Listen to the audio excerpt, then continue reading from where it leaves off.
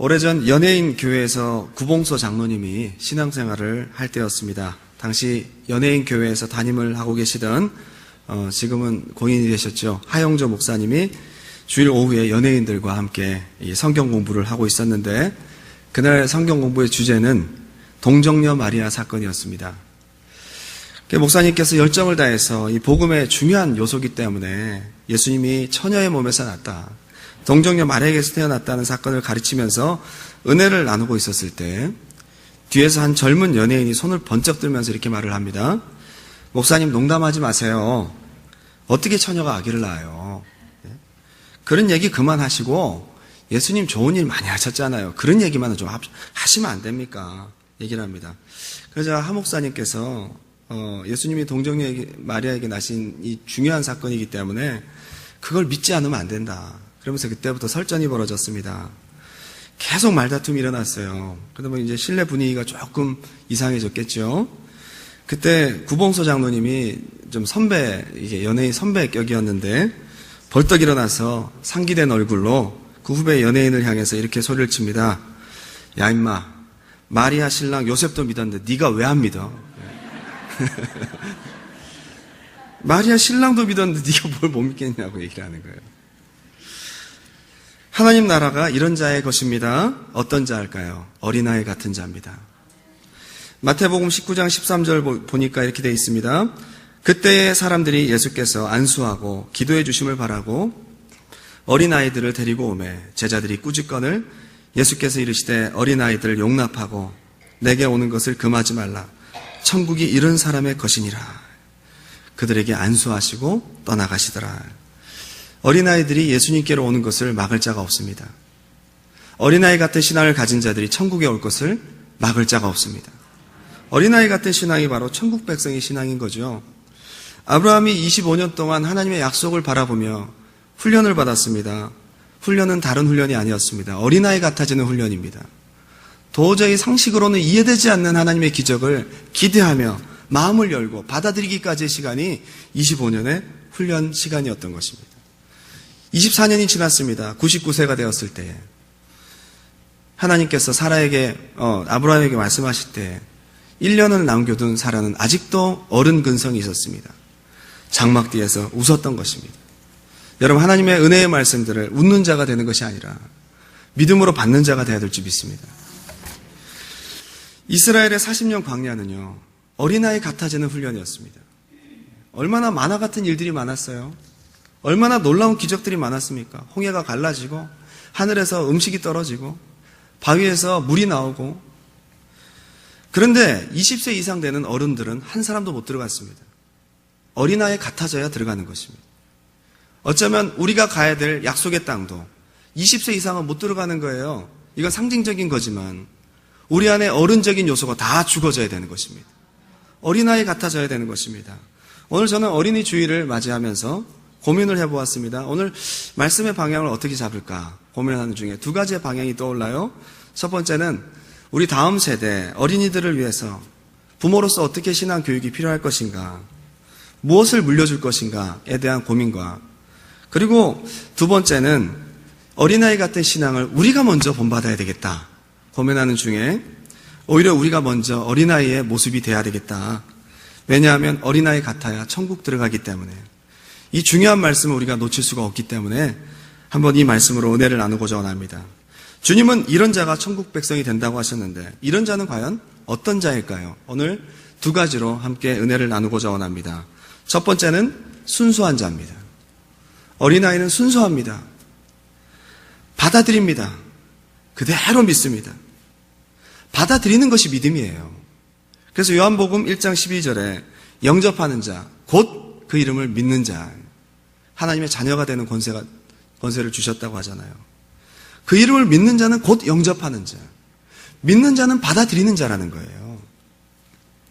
하나님을 깊이 만나는 사람들은 굉장히 순수합니다.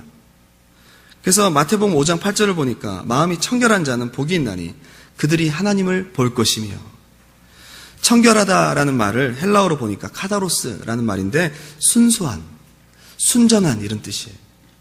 하나님을 만날 순전한 어린아이 같은 마음을 준비한 자들이 주님을 만나는 것입니다. 깊은 계시적인 은혜가 있는 사람은 순수한 사람입니다. 믿음 있는 사람은 좀 어벙벙해 보이고 바보 같아 보이지만 진리를 받아들이는 데 있어서는 스펀지처럼 빨아들여요. 그런 사람들에게 주님이 말씀하십니다. 마태복음 11장 25절을 보니까 그때 예수께서 대답하여 이르시되 천지의 주제이신 아버지여 이것을 지혜롭고 슬기 있는 자들에게는 숨기시고 어린아이들에게는 나타내심을 감사하나이다. 옳소이다. 이렇게 된 것이 아버지의 뜻이니이다. 하나님의 진리와 깊은 은혜를 누구에게 말씀하시느냐? 어린아이 같은 자들에게 말씀하신다. 하나님의 깊은 계시와 은혜가 있기 바랍니다. 지혜와 지식과 엄청난 노력과 열심으로 신앙 성장할 것 같지만 물론 맞습니다. 열심으로 신앙이 성장하기도 합니다. 근데 순수한 사람 성장 속도를 따라올 수가 없습니다. 나에게 주어지는 말씀을 족족 내가 받아들이고 믿음으로 화합할 수 있는 순수한 심령을 가진 사람들은 성장이 빨라요. 그래서 나중된 자가 먼저 된다 그러잖아요. 나중에 믿었어도 먼저 될 수 있는 믿음은 어떤 사람일까요? 흡입력이 빠른 사람. 아이들을 보면요 빨리빨리 자라잖아요. 어떻게 엄마 몸에서 나오는 젖을 먹고 그렇게 빨리 자라는지, 아침에 요만했는데 저녁 때 이만해지고 하루가 다르게 커가잖아요. 그리고 한참 클 나이라 그러잖아요. 그때가 뭐 70, 80 되신 분들한테 한참 클 나이라 그러지 않잖아요. 그때 크시면 큰일 나죠. 어린아이일수록 빨리 커요. 우리 믿음도 마찬가지인 것 같습니다. 순수하게 내가 말씀을 받아들일 수 있는, 어떤 것도 믿음으로 화합할 수 있는 스폰지와 같은 흡입력이 있을 때 성장합니다. 그런 모습 잃지 마시기 바라요. 어느 순간 어른이 되면서 우리 믿음도 멈춰요. 하나님 말씀이 타성해졌고요. 은혜가 그때부터 안 되는 거예요. 어른이 되어서 다 컸다는 얘기입니다. 우리는 계속 커야 됩니다. 주님 오실 때까지. 양과 염소의 비유를 들으면서 천국 백성을 양에 비유하잖아요. 양의 어떤 면이 있을까요? 양들은 굉장히 산만하고 주의력도 부족합니다. 때로 뭉쳐 있을 때는 정도가 심할 정도로 점점 뭉쳐 있어요. 일반적으로 양떼들은 넓은 목장에 풀어놓아도 따로따로 있지 않고 자꾸 모이려고 합니다. 근데 그 중에 만약 리더격이 되는 양이 한 마리가 딱 튀어나오면요, 양은 어떤 특성이 있냐 하면 너무 멍청할 정도로 모방을 한다는 거예요. 그대로 따라갑니다. 한 리더 양이 그냥 잘못 가면 그냥 그대로 따라가는 거예요. 그래서 무리를 이끄는 양이 막 뛰어가면 같이 뛰어가고 걸어가면 걸어가고요. 가로 놓여있는 통나무가 있어서 점프를 하면 다 점프를 하고 넘어가요. 그래서 다칠까봐 통나무를 치웠는데 없어도 점프를 하고 넘어갔네. 통나무가 없어도 점프를 한다는 거예요. 앞에서 그렇게 갔으니까. 양의 특징은 흡입력이 강한다는 거죠. 그대로 모방한다는 거예요. 누군가를 일방적으로 따라하는 모습을 두고 양떼 효과라는 말을 쓰기도 합니다. 맹목적인 것은 나쁘지만 흡수력만큼은 우리가 받아들여야 된다. 천국 백성의 모습이 아닌가 생각합니다. 우리가 잘 알다시피 15세기에 르네상스 운동이 일어났습니다. 유럽의 사상이 신중심에서 인간 중심으로 넘어왔습니다. 사람이 주가 되고 휴머니즘이 꽃을 피우기 시작하고 그동안 맹목적으로 덮어놓고 믿었던 것들에 대한 경종을 울리기 시작하죠. 인간 중심의 똑똑한 철학사조들이 막 일어나기 시작합니다. 좀 배웠다고 하는 똑똑한 영주들은 모여가지고 무슨 얘기를 하느냐. 어렸을 때부터 믿었던 그 맹목적인 하나님의 역사에 대해서 비판하는 이야기들을 늘어놓기 시작합니다. 그러다가 17세기, 18세기로 넘어오면서 유럽에는 계몽주의 운동이 일어납니다. 덮어놓고 믿는 시대가 아니라는 거예요. 알고 믿으라는 거예요. 그러면서 영국에서는 경험론, 경험되지 않은 것은 지식이 아니라 이거죠. 독일에서는 관념론, 내가 머릿속에 분명하게 그려지지 않고 관념화시킬 수 있는 것, 없는 것은 지식이 아니다. 이 모든 것들을 모아서 프로이센의 한 철학자 임마누엘 칸트라는 사람이 순수 이성 비판이라는 책을 씁니다. 이게요, 전 유럽을 석권해요. 사람들은 점점 똑똑한 생각으로 비판적인 시각으로 성경을 들여다봅니다. 이제 말씀을 덮어놓고 믿는 시대가 아니에요. 성령의 역사는 초대교회로 끝났다는 거예요. 17세기, 18세기에 그에 반해서 독일에서는 경건주의 운동이 일어납니다. 초대교회로 돌아가자. 우리가 교리로 예수 믿는 거 아니지 않느냐? 머리로 예수 믿는 게 아니지 않느냐? 체험신앙으로 돌아가야 된다. 그러면서 체험을 중시하면서 운동이 일어나기 시작합니다. 근데 신기하게도 경건주의 운동을 일으켰던 목사의 아들이었던 슐라이어 마허라는 사람이 있었는데 이 사람이 아버지한테 은혜를 못 받고 임마누엘 칸트한테 은혜를 받았어요. 순수 이성 비판을 읽고 거기 뿅 가버린 거예요. 맞아. 무턱대고 믿는 게 아니야. 성경을 과학적으로 증명해야 돼. 논리적으로 증명해야 돼. 그가 바로 자유주의 신학의 아버지가 됩니다. 신학교 다 버려놓은 거예요.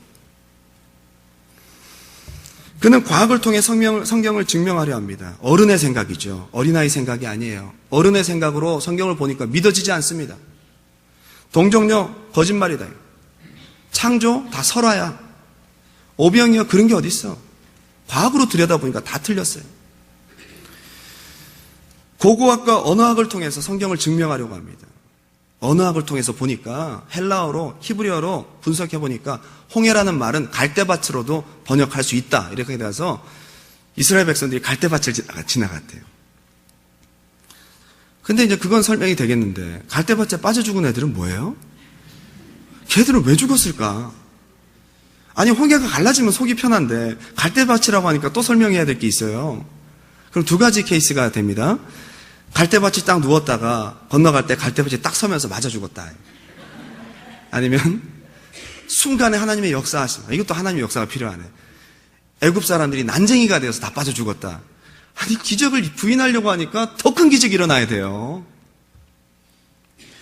우찌무라 간조라는 일본의 유명한 신학자가 있습니다. 자유주의 신학에 영향을 받은 똑똑한 신학생 한 명이 질문을 합니다. 교수님, 성경에 이런 쓸데없는 기적 같은 거 다 빼고 좋은 얘기만 좀 남으면 안 됩니까? 성경을 새로 만들어야 됩니다. 그랬더니 우찌무라 간주가 무슨 얘기를 합니까? 그거 다 빼면 성경 껍데기밖에 안 남아. 표지만 남는다는 거예요. 전체가 다 하나님의 기적인데요. 그걸 받아들이지 못하는 거예요. 어른들은 받아들일 수가 없습니다. 어린아이들은 받아들입니다. 참 쉽게 받아들이는 게 어려운가 봐요. 화장실에 이런 낙서가 있었습니다. 고민을 하던 철학도가 쓴 글 같아요. 신은 죽었다. 니체. 그 다음날 그 밑에 누가 또 다른 글을 써요. 니체 너는 죽었다. 신. 다음날 빨간 글씨로 크게 쓰여집니다. 너희 둘 다 죽었다. 청소부 아줌마. 너희 둘 다 죽었다.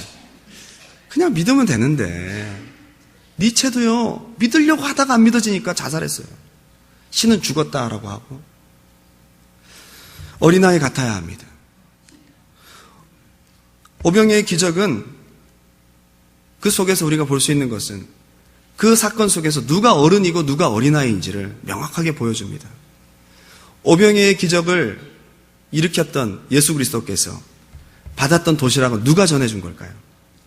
어린아이가 준 거예요. 굉장히 시사하는 바가 크죠. 예수님의 제자들에게 물어봅니다. 너희가 먹을 것을 주어라. 그랬더니 빌립은 어른입니다. 생각합니다. 계산합니다. 머리를 굴려서 계산한 결과 200데나리온이라는 숫자가 나왔습니다. 믿음은 숫자가 아닙니다. 믿음은 현실이 아닌 것 같아요. 현실을 뛰어넘는 것이 믿음입니다. 주님 앞에 자꾸만 내 머리를 굴리는 거예요. 안드레는 전달을 합니다. 가만히 있었으면 중간이나 갈 텐데 노파심으로 걱정으로 가득합니다. 이것 갖고 뭘 할까요, 예수님? 어른입니다. 우리 속에 걱정과 근심이 가득하다는 것은 어른 근성이 있다는 거예요. 아무것도 염려하지 말고 오직 모든 일에 기도와 간구로 너희 구할 것을 감사함으로 하나님께 아뢰라. 어린아이 같은 자들의 것인 줄 믿습니다. 참 중요한 것 같습니다. 여러분 받아들일 수 있는 이런 흡인력이 있었어요. 정말 여러분 하나님의 은혜의 말씀들을 그대로 흡수하여 믿음으로 화합할 수 있는 어린아이 같은 심령이 되시기 바랍니다. 둘째 이런 자는요, 겸손한 자입니다. 겸손한 자. 마태복음 18장 1절부터 우리 한번 다 같이 한번 읽어볼까요? 시작. 그때 제자들이 예수께 나와 이르되 천국에서는 누가 크니이까? 예수께서 한 어린아이를 불러 그들 가운데 세우시고 이르시되 진실로 너에게 이르노니 너희가 돌이켜 어린아이들과 같이 되지 아니하면 결단코 천국에 들어가지 못하리라. 그러므로 누구든지 이 어린아이와 같이 자기를 낮추는 사람이 천국에서 큰 자니라. 여기서 예수님은 분명히 말씀하십니다. 어린아이의 특징, 자기를 낮추는 자, 겸손한 자인 것입니다. 그런데 성경에서 말하는 교만은 무엇일까요? 한마디로 얘기하면 하나님 없이 내 힘으로 살려고 하는 것이 교만입니다. 스스로 살려고 하는 것입니다. 교만의 시작이었던, 또한 죄의 시작이었던 사단의 얘기를 우리는 볼 수가 있습니다. 이사야 14장 12절, 너 아침의 아들 계명성이여 어찌 그리 하늘에서 떨어졌으며 너 열국을 엎은 자여 어찌 그리 땅에 찍혔는고 네가 네 마음에 이르기를 내가 하늘에 올라 하나님의 뭇별 위에 내 자리를 높이리라. 내가 북극 지폐의 산 위에 앉으리라. 내가 가장 높은 구름에 올라가 지극히 높은 이와 같아지리라 하는도다. 독립하겠다는 거예요. 하나님 밑에 있지 않겠다는 거예요. 하나님과 같아지겠다는 거죠. 하나님 필요 없다는 겁니다. 하나님 보살펴주지 않아도 된다. 내가 살겠습니다. 이 정신을 그대로 아담에게 물려주잖아요. 아담도 갇혀 살기 싫다는 거예요. 하나님 밑에 의지하고 싶지 않다는 것입니다. 스스로 살려고 선악과 따먹었습니다. 탕자의 이야기도 우리는 알 수가 있습니다. 탕자는 타락한 자죠. 그는 아버지에게서 분깃을 요구합니다. 자기 스스로 사업을 하겠다는 거예요. 아버지 밑에서 얻어먹고 싶지 않다는 것입니다. 이게 바로 교만입니다. 겸손한 자는 하나님을 의지하는 자가 겸손한 자입니다. 겸손한 자는 자기의 부족과 무능을 하나님의 의로 채우려고 하는 자가 겸손한 자입니다. 그래서 심령이 가난한 자는 복이 있나니 천국이 저희 것입니다. 벌써 가난하여 하나님으로 채우려고 하는 어린아이 같은 자, 그 자에게 천국을 주신다는 거예요. 왜 어린아이 같은 자를 겸손한 자라고 했을까? 어린아이들은 철저히 의존적입니다. 부모 없이는 살 수가 없어요. 부모를 의지해야 먹고 사는 아이들. 어린아이들은 경제적인 능력이 없습니다. 돈을 벌어오기가 어렵습니다. 부모가 먹여 살려줘야 합니다. 주님의 응답과 공급하심으로 살 수 있는 자. 오늘 읽은 본문 뒤에 보니까 부자 청년 이야기가 나옵니다. 예수님이 칭찬하신 이른 자의 것이다 어린아이 얘기를 하신 다음에 그 뒤에 바로 이어서 나온 것이 부자 청년이에요. 어린아이의 반대 개념으로 주님은 등장시키고 계신 거예요. 부자 청년은 누구입니까? 자기 의지로, 자기 노력으로 율법을 지켰던 자예요. 하나님의 의가 아니라 자기 노력으로 의를 지키려고 했던 자예요. 하나님 도움이 그렇게 절실하지 않아도 돼요. 먹고 살만하고 영적으로도 자기는 선민이고 하나님 없이도 살 수 있는 자, 부자 청년, 교만한 자, 어른. 공원에서 한 아이가 길을 잃어버렸습니다. 3살짜리 아이입니다. 이 아이는 할 수 있는 것이 아무것도 없어요. 서서 우는 것밖에 할 수 있는 것이 없어요. 그 아이를 부모가 찾아와야 돼요. 부모가 건져줘야 됩니다. 스스로 살 수가 없어요. 어린아이는 위험을 당하면 스스로 그 위험을 헤쳐나갈 수가 없습니다. 부모가 막아줘야 합니다. 어린아이는 판단 능력이 없습니다. 그래서 무엇을 결정하기가 어렵습니다. 그래서 어린아이는 부모가 없으면 판단 능력이 없기 때문에 유괴하는 사람들이 속이고 사탕을 주고 데려가면 따라가요. 그리고 죽이면 죽는 거예요.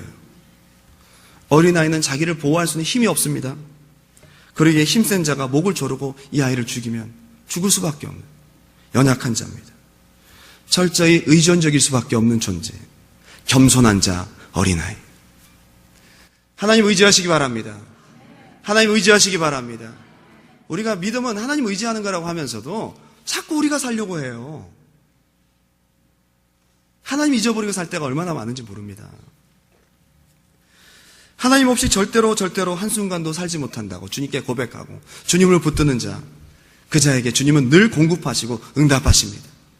항상 주님의 마음이 하나님을 향하여 의존적인 사람에게 마음이 향해 있다는 것을 잊지 마시기 바랍니다. 김정하 목사님이라고요. 한국 컴패션을 후원하시는 분이세요. 이분은 조그마한 개척교회를 목회하고 계신 분인데 얼마 전 힐링 캠프에서 영화배우 차인표 씨가 나와서 당신의 멘토는 누구입니까? 했더니 김정하 목사님을 꼽았어요.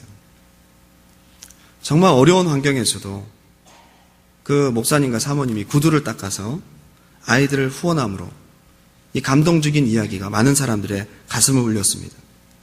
그런데 그 목사님의 몸이 점점 굳어가는 불치병을 앓게 됩니다. 그 병이 루게릭병이라고요. 여러분 다 아시죠? 이제는 휠체어에 앉아서 말도 제대로 못하는 상태입니다. 혀가 점점 굳어가기 때문에. 그럼에도 얼굴은 천사의 얼굴이에요. 항상 미소가 있어요. 자기의 얼굴 근육이 살아있는 동안은 항상 웃겠다는 거죠. 이제는 식도도 점점 굳어가서 음식도 액체로 섭취를 해야 되는 상황이었습니다. 근데 그 목사님과 사모님은 항상 감사한 거예요. 늘 감사한 거예요. 이 목사님의 이야기가 퍼진 후에 많은 사람들이 하나님 살아계시면 어떻게 저럴 수가 있냐는 거예요. 하나님이 살아계시다면 이렇게 좋은 목사님, 이렇게 좋은 일을 하시는 분에게 왜 이런 일이 생깁니까? 목사님 앞에 찾아와서 울면서 묻기도 했습니다. 그런데요, 그럴 때마다 목사님이 이런 얘기를 하는 거예요. 아니, 왜 내가 받은 축복에 대해서는 아무도 안 물어보냐고. 왜 나에게 주신 하나님의 복에 대해서는 아무도 안 물어보냐고. 그런 얘기를 하더라는 거예요. 당신이 2만 원을 주고 구두통을 샀잖아요. 그리고 구두를 닦기 시작해서 7명의 아이를 돕기 시작했는데 본의 아니게 이것이 사람들한테 매스컴을 타기 시작하면서 수천 명이 돕겠다고 일어났다는 거예요. 이거는 내가 할 수 있는 일이 아니라는 거죠. 하나님이 하셨다는 거죠. 이 아이들을 축복하고 후원해서 수많은 아이들이 그리스도에게로 돌아올 수 있는 이 놀라운 역사를 누가 하겠느냐.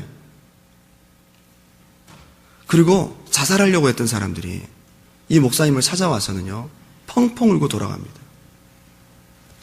내가 죽으려고 했던 이 생각조차도 사치다, 사치. 열심히 살겠습니다. 정신 차려 살겠습니다. 그 자리에서 무릎 꿇고 펑펑 울고 기도받고 돌아가서 열심히 사는 청년들이 얼마나 많은지 몰라요. 파괴 직전의 가정이 회복되었던 성도들 이야기도 있습니다. 서로를 용납하지 못하고 이해하지 못하고 법정까지 가서 이혼하니 많이 하다가 부부가 같이 목사님한테 왔어요.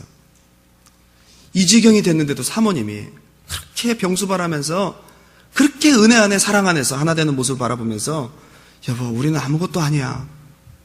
회복된 가정들이 얼마나 많았는지 몰라요. 투병 중에도 찾아오는 마음의 위안과 말로 할 수 없는 천국의 기쁨이 있어요. 이분이 얘기를 하는 거예요. 이상하게 그전보다 더 자유하대. 하나님의 기쁨이 내 안에 막 가득하게 넘쳐난다는 거예요. 이걸 누가 알겠냐는 거죠. 이 평안을, 이 자유를, 세상이 줄 수 없는 이 엄청난 영적인 사랑을 누가 알겠느냐. 나에게 왜 그런 걸 묻지 않냐는 거죠. 교회 이름도 샬롬 교회예요. 교회가 부흥돼서 샬롬 교회가 아니에요. 하나님이 주시는 참 기쁨과 평안이 있기 때문에. 이분은요, 오히려 몸이 건강할 때보다 자기가 아무것도 할 수 없을 때 하나님이 자기를 통해 더 큰 역사를 이루고 계시다고 고백하고 있습니다. 100% 하나님을 의지할 수밖에 없으니까 100% 하나님이 하시더라는 거예요. 내가 할 수 있는 게 아무것도 없다니. 밥도 못 먹고 지금 물도 못 마시는 상황이 되니까 하나님이 다 하시더라, 다. 100% 하나님만 의지하니 100% 하나님이 다 하시고 100% 하나님이 주시는 참 평안을 주시더라. 내가 20% 하면요 20%만큼 평안이 없습니다. 어린아이 되시기 바랍니다. 어린아이. 아이들이 클수록 점점 걱정이 많아지죠. 근데 진짜 갓난아이가 돼버리면요 걱정 근심이 없어요. 히브리어로 아만이라는 말, 이것은 믿음이라는 뜻입니다. 히브리 사람들의 믿음의 정의는 무엇일까요? 엄마 품에서 젖을 다 먹은 아이가 엄마 품에서 잠을 자고 있어요. 아무것도 모릅니다. 얘는 할 수 있는 게 아무것도 없어요. 이 아이는요 지진이 나도 걱정하지 않습니다. 풍랑이 일어도 걱정하지 않습니다. 엄마 품에서 온전히 자유하게 100%의 평강 가운데 살아갈 수 있다는 거예요. 이왕 어린아이 될 거 갓난아이와 같이 순전한 젖을 사모하며 주님을 닮아가는 여러분 되시기 바랍니다. 예, 이런 자의 것이다. 이런 자의 것이다. 이제 결론을 맺겠습니다. 그래서 어린아이가 되는 자는 자유합니다. 여러분 자유하십니까? 예, 주님 안에 자유하시기 바랍니다. 그 자유는 믿음이 주는 자유입니다. 고린도후서 13장 3장 15절에 오늘까지 모세의 글을 읽을 때 수건이 그 마음을 덮었도다. 그러나 언제든지 주께로 돌아가면 그 수건이 벗어지리라. 주는 영이시니 주의 영이 계신 곳에는 자유가 있느니라. 예수님을 만나고 수건이 벗겨지고 정말 하나님의 참 평안을 알기 시작할 때부터 성령이 충만하게 나를 지배하면서 세상이 줄 수 없는 자유가 있다는 것. 어린아이들, 정말 천국 백성이 누릴 수 있는 하나님이 주시는 자유. 전 마지막으로 이렇게 권면하고 싶습니다. 내가 할 수 있는 것들이 많아도 하나님을 전적으로 의지할 수 있는 축복된 심령 되시기 바랍니다. 내가 할 수 있는 것들이 많아도 그것마저도 하나님께 맡길 수 있다면 이건 축복이에요. 이건 정말 큰 복이에요. 그러나 내가 할 수 있는 것들이 없고 내가 불가능이 생기고 내가 문제가 생기고 그래도 그것은 불행이 아니라는 거예요. 하나님 안에서는 불행이 아니라는 거예요. 하나님 앞에 더 겸손하고 하나님을 더 의지할 수 있는 기회가 되는 것입니다. 오히려 어린아이와 같이 천국 백성이 되어가는 그 아름다운 과정에 나는 동참을 하게 되는 것입니다. 그러한 축복이 있기를 주님의 이름으로 축원드립니다. 기도하겠습니다. 생명 되신 주님 감사합니다. 어린이 주일을 맞이하면서 우리를 돌아봅니다. 우리는 너무나 어느새 신앙의 연조만큼 어른이 되어 있는 것 같습니다. 순수함도 잃어버리고 하나님 말씀을 믿음으로 받아들이는 것도 타성에 젖었습니다. 하나님, 그리고 내 마음속에는 주님을 믿는다고 하면서도 걱정과 근심이 많고 세상 어려운 일들을 기도보다는 내 힘으로 살려고 하는 그런 노력이 더 많은 것 같습니다. 주님 고쳐주시옵소서. 우리가 정말로 주님 안에서 온전히 자유케 하시고 어린아이와 같은 심령으로 승리하는 삶이 되도록 인도하여 주옵소서. 천국 백성으로 살아가는 그러한 삶이 되도록 주님 함께하여 주시옵소서. 우리를 구원하신 예수 그리스도 이름 받들어 간절히 기도 올려옵나이다.